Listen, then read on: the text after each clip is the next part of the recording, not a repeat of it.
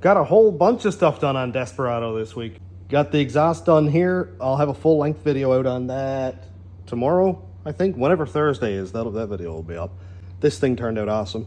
Revised my oil lines going from the engine to the turbo.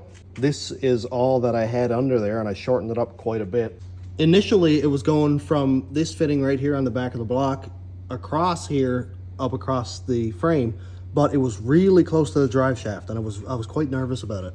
Because, I mean, if this U-joint ever let go, it would go up and go smack and just take out that oil line immediately. So I wanted to change that up.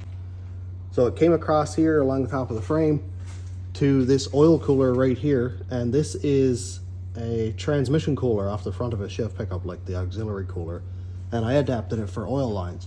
But you can see that it's all wet. And as soon as I saw that, I thought that guy's got to go. I can't have that like leaking. That would be wonderful if this thing busted out and put lots of oil under that tire. Good time. Anyway, so it came out of here and went all the way up the frame to the turbo.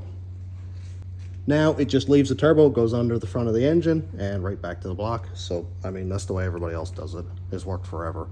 Why am I trying to reinvent the wheel?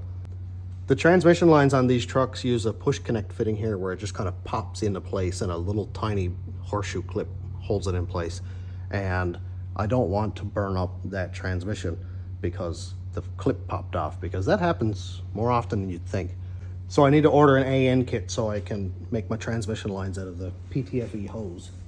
Oh, and also I changed my flex plate. So this is the 4L60 flex plate, which won't work with the 80 converter. And here's that one. It had the spacer on the back, and I had to do some measuring to make sure I needed it because I've never actually done a 4L80 swap before. But I got that all done. It's torqued down. Everybody suggested I get an SFI rated flex plate, so I got one of those. It was quite expensive.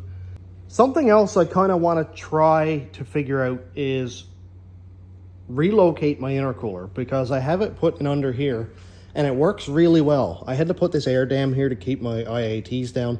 Basically, it stops air from going back through and it goes up in through the converter instead. But this guy is like this low to the ground. And I'm always constantly having to kind of like bend it back out because it'll hit a bump in the road or a rut and bend up. And I don't want to tear the bottom out of the intercooler when that finally gives up. So I'm going to try to put it up here. I may have to change my headlights because those are factory HIDs. You can see the HID module there. And that is what gets in the way of my tube being able to go back through. I think I'm going to try to look at that again just to see. Plus, it would be in the direct path of airflow and not have to worry about this thing.